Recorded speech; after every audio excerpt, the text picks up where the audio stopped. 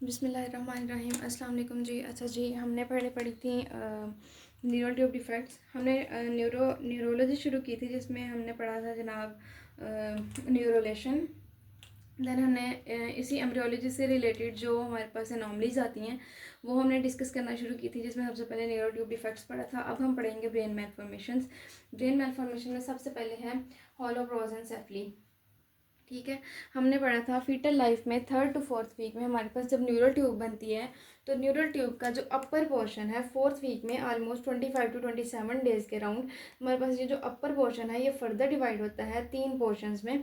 ठीक है, यानी कि न्यूरल ट्यूब का जो कैफेलिक एंड होता है वहाँ से फर्दर 3 सब डिवीजन्स आती हैं, जिसमें हमारे पास एक एक होती है प्रोजेंसेफ्लन, देन मेसेंसेफ्लन, देन ब्रोम्बनसेफ्लन।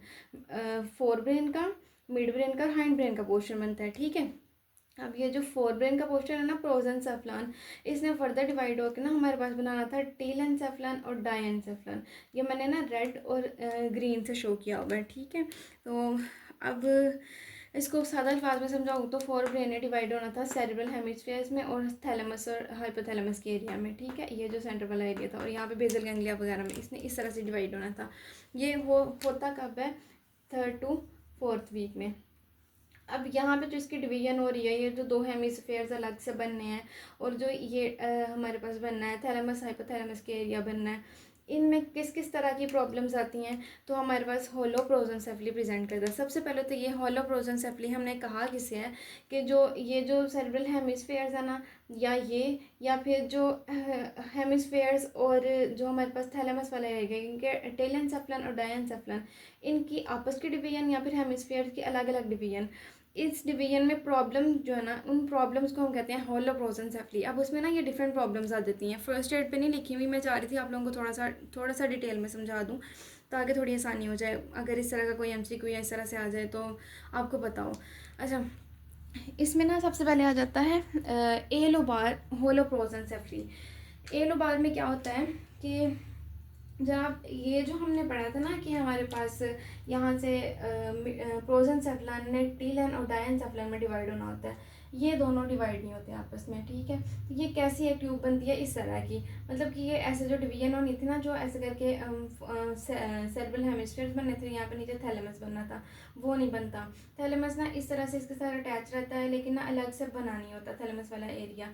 तो ये अगर हम इसको साइड व्यू देखें तो ये इस तरह से नजर आता है, लेकिन फ्रंट व्यू देखें तो बिल्कुल भी हमें साइड व्यू से ऐसे लगेगा कि हेमिस्फीयर बना हुआ है। फ्रंट व्यू से बिल्कुल भी हेमिस्फीयर्स जो है ना अलग अलग नहीं बने होते, वो ऐसे ना फ्यूज हुए होते हैं एक दूसरे के साथ। ये इसको कहते हैं ए लोबार, जिसमें कम्प्लीटली कोई डिवीजन नहीं होती। किस लेवल पे? हेमिस्फीयर और डायेंसेफ्लन दोनों लेवल पे कोई डिवीजन हमें नज़र नहीं आती। ठीक है, ये ए लोबार है। ये ना कम्प्लीटली इनकम्पैटिबल विद लाइफ होता है, इन्फेंट्स जो है वो ज़्यादा देर सर्वाइव नहीं कर पाते। उसके बाद आ जाता है हमारे पास सेमी लोबार। सेमी लोबार में क्या होता है कि हमारे पास जो दोनों लोब्स हैं ना, वो जो दोनों हेमिस्फेयर्स हैं ना, वो डिवाइड तो हो जाते हैं। ठीक है, लेकिन वो कम्प्लीटली डिवाइड नहीं हो पाते। उनके कुछ कुछ एरियाज़ में हमारे पास फ्यूजन होती है, और ज़्यादातर एरियाज़ में फ्यूजन इस तरह से होती है कि हमारे पास बेसल गैंग्लिया फ्यूज़ होते हैं, हमारे पास जो वेंट्रिकल्स है ना वो अलग अलग नहीं बनते, वो हमारे पास सिंगल लार्ज वेंट्रिकल होता है। ठीक है, ये मैंने यहाँ पे ड्रॉ किया है। मोनो वेंट्रिकुलर होते हैं, सिंगल लार्ज वेंट्रिकल होता है, बजाय इसके कि हमारे पास दो अलग अलग left and right ventricles, lateral ventricles बनते हैं हमारे पास, ये सिंगल लार्ज वेंट्रिकल होता है। ठीक है, उसके अलावा इसके साथ ना हमारे पास क्लेफ्ट लिप क्लेफ्ट पैलेट की एबनॉर्मेलिटीज़ आ जाती हैं और विजन प्रॉब्लम्स आती हैं। विजन प्रॉब्लम्स ये थोड़ा सा मैंने आपको समझाना था कि ये हमारे पास किस तरह से आती हैं। अच्छा, ये जब ना टेलेंसेफ्लन और डायेंसेफ्लन डिवाइड हो रहा होता है ना, तो इन दोनों के ऐसे जंक्शन पे दोनों तरफ ना, यहाँ पे ये हमारे पास ना ऑप्टिक नर्व का एरिया होता है, यहाँ से ऑप्टिक नर्व निकलनी होती है, फोरब्रेन से निकलती है ना ऑप्टिक नर्व। ठीक है, तो यहाँ से ऑप्टिक नर्व निकलनी होती है। जब इनकी डिवीजन ही ना कम्प्लीटली हो पाती, वो ऑप्टिक नर्व की भी जो है ना वो अच्छे से हमारे पास डेवलपमेंट नहीं हो पाती, जिसकी वजह से हमें ना विजन प्रॉब्लम्स आती हैं, जिसमें हमारे पास साइक्लोपिया आ जाता है। ठीक है, ये आपने बस इतना थोड़ा सा कॉन्सेप्ट याद रखना है। ठीक है, कि ये इसी ने जब हमारे पास ना, हम अगर साइड व्यू देखें तो इस तरह से जब सेरेब्रल हेमिस्फीयर्स बन जाना होता है ना, हेमिस्फीयर, तो यहाँ पे हमारे पास आईज होती हैं ना, इस तरह से फर्स्ट करेंगे उस तरफ आ रही है, इस तरफ आ रही है, तो इनकी नर्व जो है ना ऐसे फोर ब्रेन से आ रही होती हैं। तो जब ये इसकी इम्प्रॉपर डिवीजन होती है ना, इम्प्रॉपर हमारे पास सेपरेशन होती है, तो इससे हमारे पास ना विजन प्रॉब्लम्स आती हैं। ठीक है, उसके बाद हमारे पास आ जाता है MIHF, ठीक है, जिसको डिटेल में कहते हैं middle inter hemispheric fusion variant. Middle inter hemispheric fusion variant, इसमें क्या होता है हमारे पास के हमारे ना दोनों हेमिस्फेयर्स के सल्काए गहराई तो अच्छे से बने होते हैं, ठीक है, अच्छे से सल्काए गहराई बने होते हैं दोनों हेमिस्फेयर के, लेकिन मिड लाइन पे ना इनकी कोई सेपरेशन नहीं होती। इसके भी अपने सल्काए गहराई बने होंगे, इसके भी बने होंगे, ठीक है, लेकिन मिड लाइन पे सेपरेशन नहीं होती, जुड़े होते हैं आपस में।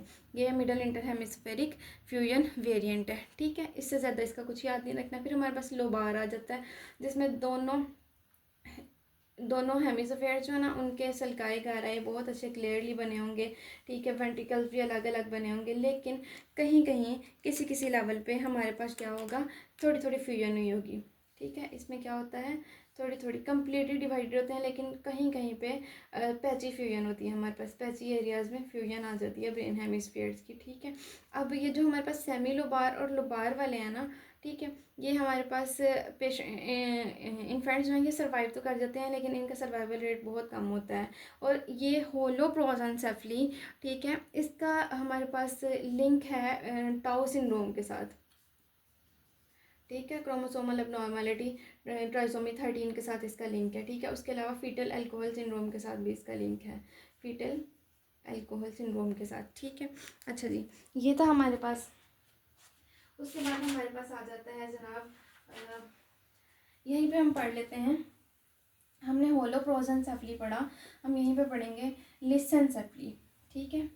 सेकंड एबनॉर्मेलिटी है ब्रेन की, क्या है, लिसेनसेफली।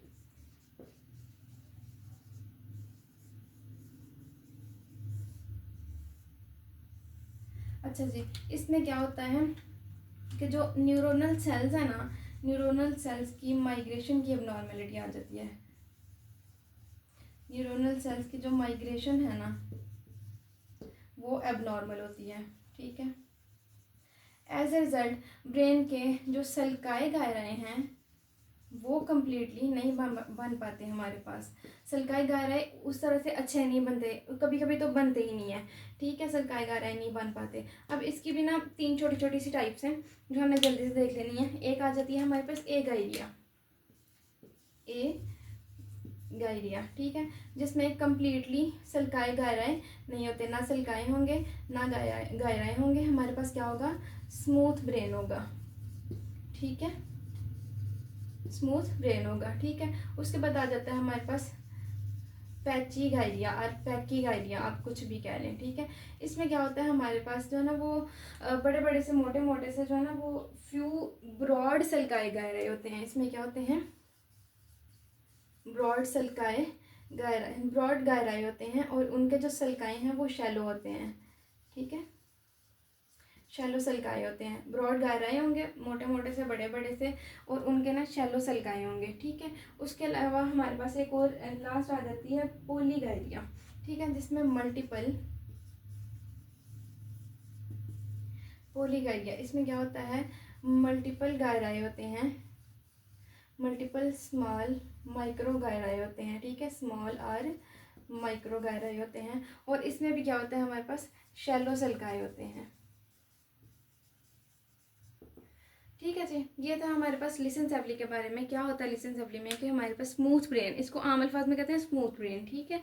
इसमें क्या होता है कि न्यूरोनल सेल्स जो है ना उनकी अच्छे से माइग्रेशन नहीं हो पाती, जिसकी वजह से सल्काए गहराई की अच्छी डेवलपमेंट नहीं हो पाती, और इसी बेसिस पे इसको ए गायरिया, पैकी गायरिया, पोली गायरिया में जो है ना डिवाइड किया गया है। अब जो हमारे पास लिसेनसेफली के पेशेंट्स होते हैं, ये बच्चे जो है ना हमारे पास 2 ईयर्स तक सर्वाइव कर पाते हैं, और उसके बाद जो है ना ये सर्वाइव नहीं कर पाते, ठीक है, इनकम्पैटिबल विद लाइफ होता है। स्मूथ ब्रेन के बहुत ही कम पेशेंट्स देखेंगे आप जो कि 2 ईयर्स से ऊपर सर्वाइव कर पाते हैं, वरना कोई भी पेशेंट जो है वो सर्वाइव नहीं कर पाते, ठीक है। इसके बाद हम पढ़ेंगे पोस्टीरियर फोसा एबनॉर्मेलिटीज़ या पोस्टीरियर फोसा मेलफॉर्मेशन। अभी तक आपको कोई मसला हो, you can ask me. Thank you.